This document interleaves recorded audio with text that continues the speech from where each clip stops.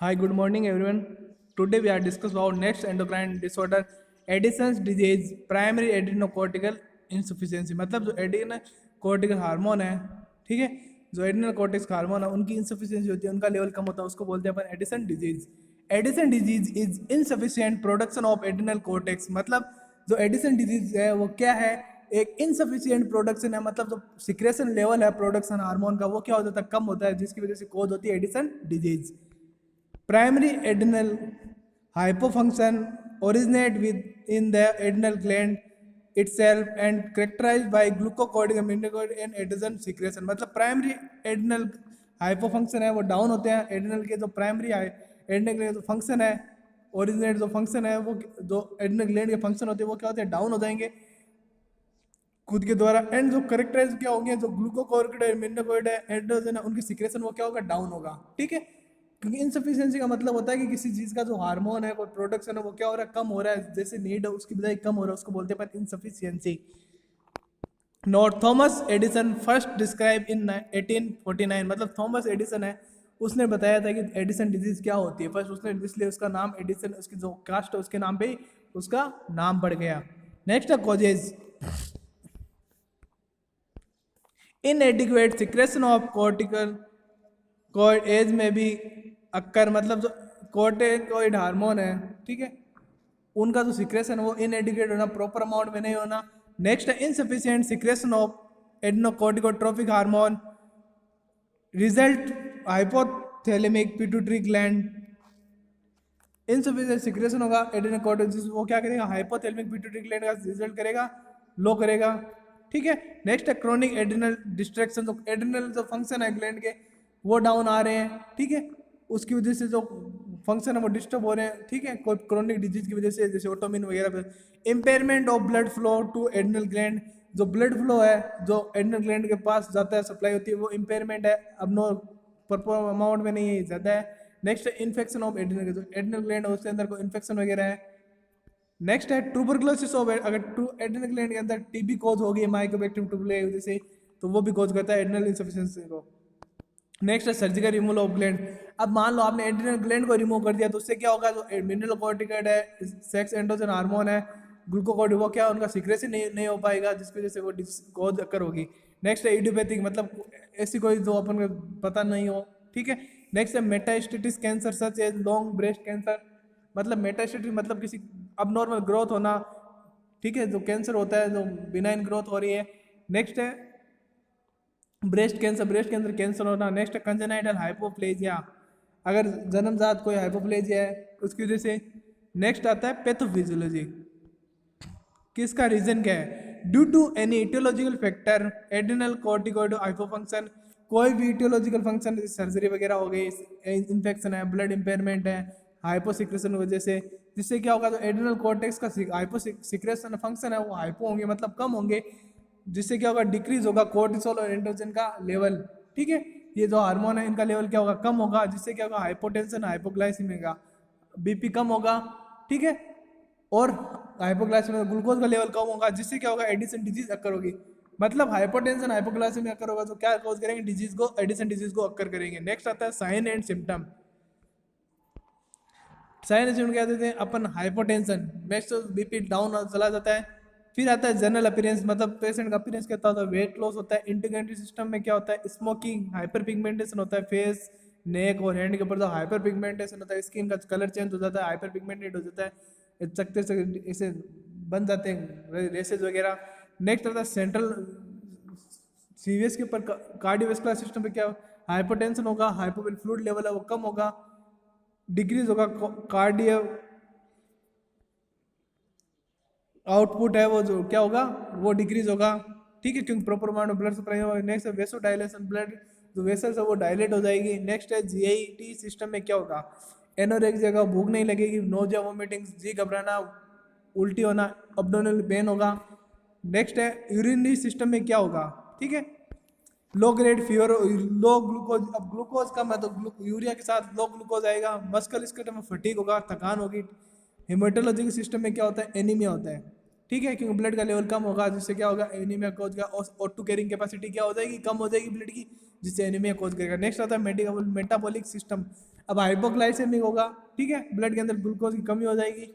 Emotional depression होगा, confusion होगा, delirium आएंगे, चक्कर वगैरह आएंगे, ठीक है। फिर आता है फ्लूइड एंड इलेक्ट्रोलाइट इम्बेलेंस। इसमें क्या होता है, फ्लूइड लॉस होगा, हाइपोकैलेमिया होगा, ठीक है, हाइपरकैलेमिया होगा। नेक्स्ट है रिप्रोडक्टिव सिस्टम में क्या होता है, no effect in male, male के अंदर कोई इफेक्ट नहीं होता। डिक्रीज लिबिडो इन वुमेन के अंदर सेक्सुअल जो डिजाइन है वो डाउन हो जाते हैं, इसकी वजह से एंड्रोजन हार्मोन है उसकी वजह से क्या होगा, अगर सिक्रेशन कम है जिसकी वजह से क्या होता है, वुमेन के अंदर सेक्सुअल डिजायर की इच्छा है वो कम हो जाएगी। डिक्रीज एक्सिलरी पुबिक हेयर, तो पुबिक हेयर ग्रोथ है, एक्जिला के अंदर जो काफ एरिया के अंदर जो हेयर होते हैं, पुबिक जो पेरिनेम एरिया के ऊपर जो हेयर प्रेजेंट होते हैं उनकी ग्रोथ कम हो जाती है। नेक्स्ट है डायग्नोस्टिक इवाल्यूएशन, पेशेंट हिस्ट्री देखेंगे, फिजिकल एग्जामिनेशन देखेंगे अपन, ठीक है।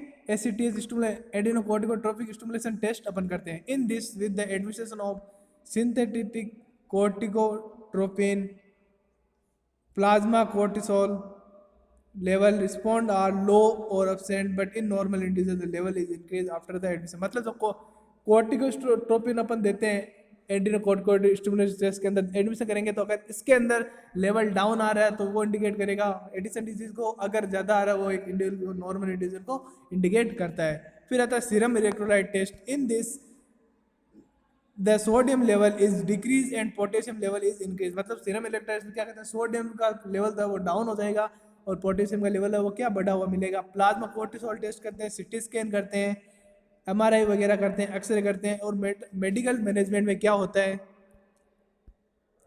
Life long glucocorticoid. अब आपको क्या ग्लूकोकोर्टिकोइड का लेवल डाउन हो रखा है तो आपको लाइफ लॉन्ग क्या ग्लूकोकोर्टिकोइड सब रिप्लेसमेंट थेरेपी लेनी पड़ेगी।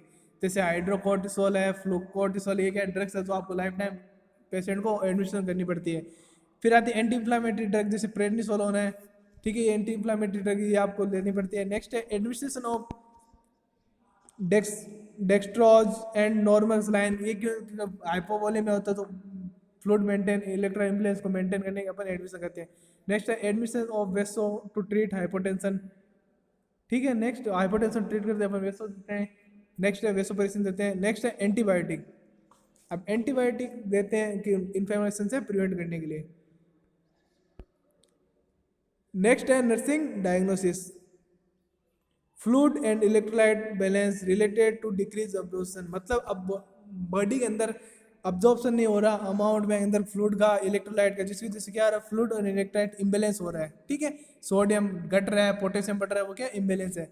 फिर आता है risk for injury related to adrenal insufficiency है, ग्लूकोकोइड है, मिनरलोकोइड है, एंडोथर्मोन, ये इनके हाइपोसिक्रेशन जिसकी वजह से क्या है इंजरी हो सकती है।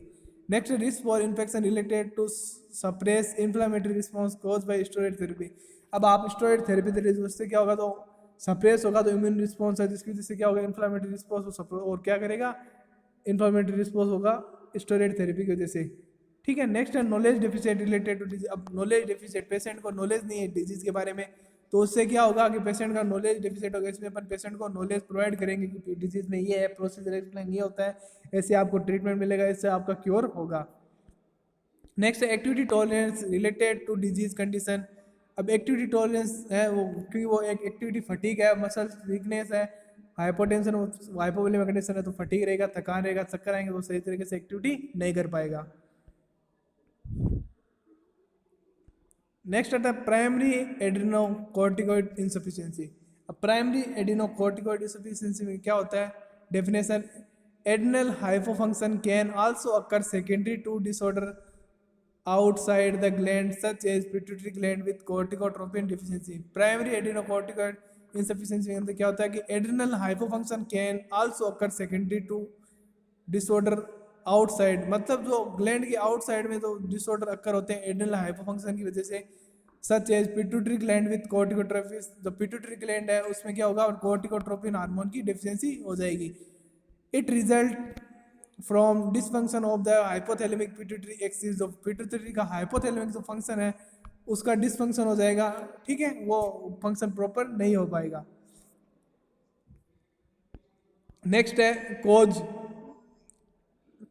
हाइपोपिट्यूटरी, मतलब जो पिट्यूटरी का सिक्रेशन है वो कम हो जाएगा, जो क्या करेगा एडिनोकोर्टिकोट्रोपिक हार्मोन को डिक्रीज करेगा, रिलीज होने से सिक्रेशन कम होगा। Common cause is treatment with glucocorticoid for non endocrine uses. जो कॉमन कॉज क्या होता है, ट्रीटमेंट करना ग्लूकोकॉर्टिकॉइड को, ट्रीटमेंट विद जो ग्लूकोकॉर्टिकॉइड अपन रिप्लेसमेंट थेरेपी देते हैं, नॉन एंडोक्राइन यूज होता है, ठीक है। पिट्यूटरी ट्यूमर, और पिट्यूटरी के अंदर कोई ट्यूमर है, पिट्यूटरी ग्लैंड के अंदर कोई ट्यूमर होगा जिसकी वजह से एसिटिस का लेवल क्या होगा, डाउन होगा।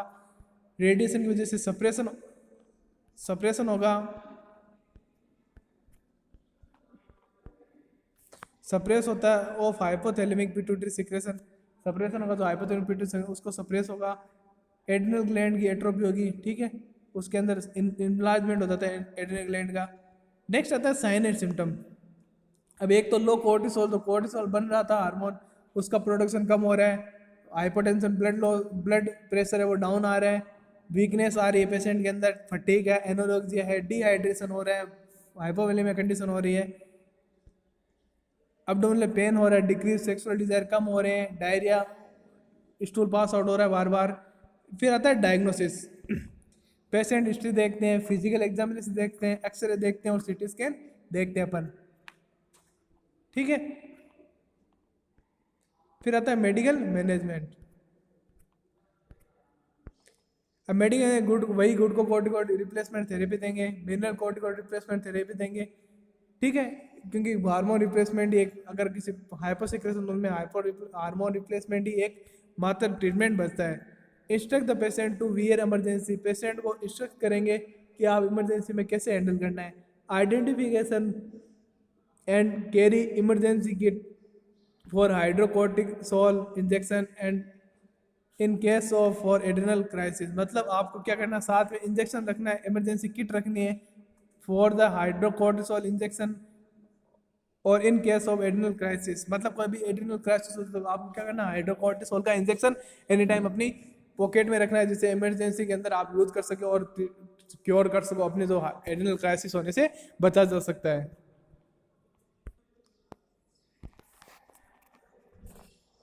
अब नेक्स्ट अपन पढ़ते हैं एड्रिनल क्राइसिस। और देखो एड्रिनल क्राइसिस क्या होता है, इट डिस्ट्राइग a patient adrenal hypofunction when trauma, surgery and other physiological stress exerted his body stores of glucocorticoid, ठीक है। अब देखो इट क्या होता है, स्ट्राइक होना मतलब एक चोट लगती है, स्ट्राइक को मानो पेशेंट के ऊपर चोट लगती है, एड्रिनल हाइपो, जिसकी वजह से क्या होता है, स्ट्राइक होती है, पेशेंट को अगर कोई प्रेशर लगता है या चोट लगती है, एड्रिनल के जो फंक्शन है वो हाइपो कम होंगे। जब कोई ट्रॉमा होगा, कोई सर्जरी हो गया, कोई इंजरी वगैरह हो गया, एंड अदर फिजियोलॉजी, कोई उसके अंदर कोई फिजियोलॉजी तनाव वगैरह होगा, एंड अदर जो भी एक्सर्टेड होगा बॉडी स्टोर, जिससे क्या होगा, उसका जो ग्लूकोकॉर्ड का एक्सर्टेड स्टोर है बॉडी के अंदर, वो क्या होगा, बाहर निकले लगेगा, इसको बोलेंगे अपन adrenal crisis. It is most serious complication of adrenal hypofunction, treatment is essential. ये क्या है, मोस्ट सीरियस कॉम्प्लिकेशन होता है एड्रिनल ग्लैंड का फंक्शन डाउन होने का, जिसका ट्रीटमेंट है वो बहुत जरूरी है, वरना पेशेंट की डेथ भी हो सकती है। नेक्स्ट आता है कोजेज। अब कोज के अंदर अपन क्या देखते हैं कि क्या क्या कारण हो सकते हैं। फर्स्ट आता है ट्रॉमा, कोई भी इंजरी वगैरह हो गया। नेक्स्ट है बायलेटरल एड्रिनो लेक्टोमी, मतलब जो एड्रिनल है उसके कोर्टेक्स, उनकी जो एक्टोमी की गई है, मतलब रिमूव किया गया है, बायलेटरली जो एड्रिनल कोर्टेक्स उनको रिमूव किया गया है दोनों साइड से। Adrenal gland thrombosis, adrenal gland के अंदर कोई क्लॉट फॉर्मेशन हो रखा है, जिसकी वजह से उसके अंदर प्रॉपर सिक्रेशन है वो बंद हो रखा है, इम्पेयरमेंट हो रखा है सिक्रेशन अंदर, वो पेशेंट वो सडनली स्टॉप हार्मोन, अगर किसी पेशेंट ने ग्लूकोकॉर्टिक मिनोकॉर्ड हार्मोन थेरेपी ले रहा है वो सडन उसने बंद कर दिया उसकी वजह से। नेक्स्ट है severe infection of adrenal gland, यदि कोई सीवियर इन्फेक्शन है एड्रिनल ग्लैंड का उसकी वजह से। फिर आता है साइन एंड सिम्टम। अब देखो वीकनेस होता है, फटीग होगा, नोजिया होंगे, वोमिटिंग होगी, हाइपोटेंशन होगा, डिहाइड्रेशन होगा, वेस्कुलर जो वेसल्स है एरिया वो कोलेप्स हो जाएगा, सिकुड़ जाएगा, रीनल जो रीनल फंक्शन है वो शट डाउन होंगे, ठीक है। ये होता है सारा किसमें, एड्रिनल क्राइसिस के अंदर। फिर अपन पढ़ते हैं और इसका मैनेजमेंट जो अपन मैंने पहले बताया वही सारा मैनेजमेंट होगा। नेक्स्ट अपन पढ़ते हैं फियोक्रोमोसाइटोमा। अब फियोक्रोमोसाइटोमा क्या होता है, it is a catecholamine secretive tumour of,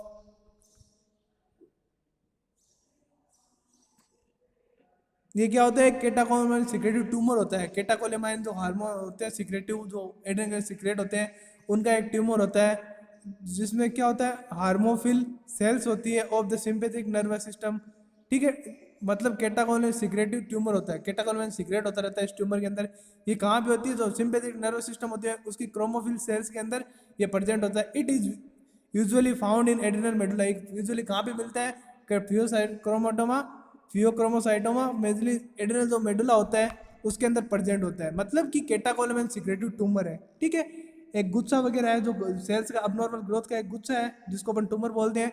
वो कहाँ पे है, जो क्रोमोफिल सेल्स है, सिंपैथेटिक नर्वस सिस्टम की जो सेल्स है उनके अंदर प्रेजेंट है, जिसको यूजुअली अपन कहाँ पे देख सकते हैं, एड्रिनल मेडुला के अंदर। इट इज बिनाइन, ये क्या एक बिनाइन होता है नेचर में, जो कोज करता है हाइपर एक्टिविटी। ये क्या कोज करेगा, बिनाइन होता है नेचर के अंदर, ठीक है।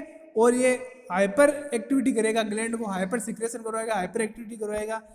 अब कोज क्या होते हैं देखो, most common in middle age between 40 to 50 year. ये मोस्ट कॉमनली किस में होता है, जो 20 की एज होती है, 40 से 50 साल की, उसके अंदर होता है फियोक्रोमोसाइटोमा। फैमिली हिस्ट्री है, कोई पुरानी फैमिली हिस्ट्री है, उनमें मल्टीपल एंडोक्राइन एंडोक्राइन की जो न्यूप्लाज है, मतलब नई ग्रोथ हो रही है न्यू सेल्स की। मेडुलरी थायराइड कार्सिनोमा, जो मेडुलरी है उसके थायराइड के अंदर कार्सिनोमा है, कैंसर वगैरह है, सेल है वो डिस्ट्रॉय हो चुकी है, या रेडियस एक्टिव सबस्टांस है उसकी वजह से भी फियोक्रोमोसाइटोमा हो सकता है। फिर आता है sign and symptom, the topical traits of symptom. मतलब टॉपिकल टिपिकल जो ट्रेड सिम्टम है, जो मेन सिम्टम है वो क्या है, हेडेक होता है, डायफर ज़्यादा एक्सेसिव स्वेटिंग होती है, पल्पिटेशन होगा, बीपी बढ़ेगा, ट्रिमर्स आएंगे, एंजाइटी होगी, तनाव होगा पेशेंट के अंदर, और ग्लूकोज का लेवल ज़्यादा होगा जिसको बोलेंगे अपन हाइपोग्लाइसीमिया, जी घबराएगा, नोजिया वोमिटिंग होगी, ग्लूकोज के अंदर यूरिया के अंदर ग्लूकोज प्रेजेंट होगा। इमोशनल स्टेट पेशेंट अत्यधिक तनाव में होगा, क्योंकि ये कंडीशन अराइज होगी, पेशेंट क्या होगा, अत्यधिक तनाव में होगा।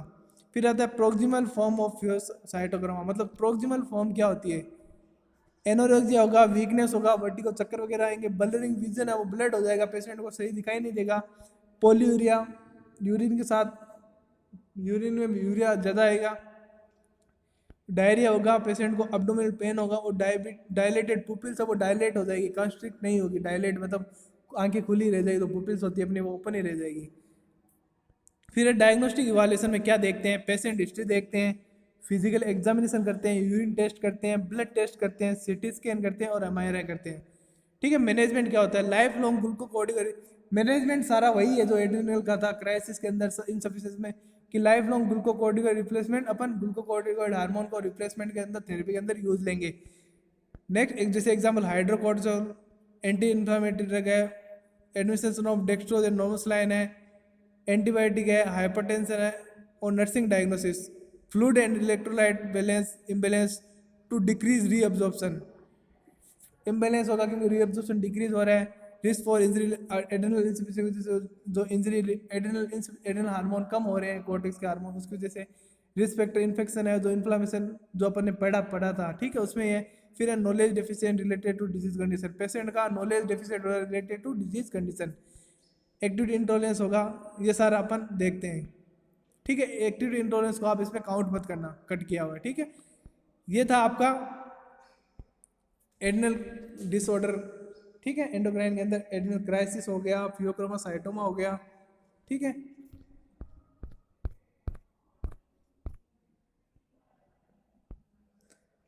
मतलब अपने 3 या 4 डिसऑर्डर अपन डिस्कस कर लिए, ठीक है, जो एडिसन डिजीज से रिलेटेड है। इन्हीं के अंदर ट्रीटमेंट है वो सेम ही चलेगा, बस थोड़ा साइंस सिम्टम के अंदर थोड़ा डिफरेंस है, और पॉजिटिव रिस्क फैक्टर वगैरह उनके अंदर थोड़ा डिफरेंस है।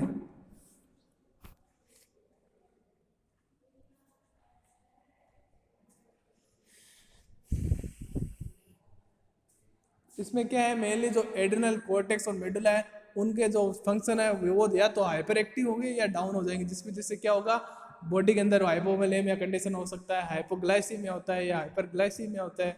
ये सारे जो बॉडी के इलेक्ट्रोलाइट इम्बैलेंस है उससे रिलेटेड डिजीज कंडीशन अराइज होती है, तो इनका रिप्लेसमेंट थेरेपी मेनली हार्मोन्स ही होते हैं, अदर कोई इनका रिप्लेसमेंट थेरेपी नहीं है, ठीक है।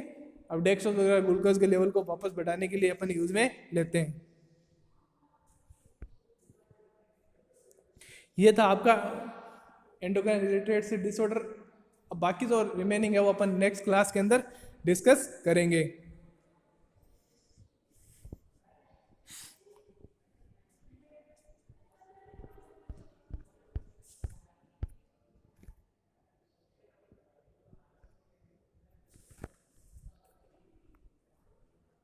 प्रॉपर स्टडी करते रहें, क्योंकि अभी आपका प्रमोट होने का कोई चांस नहीं है, ठीक है।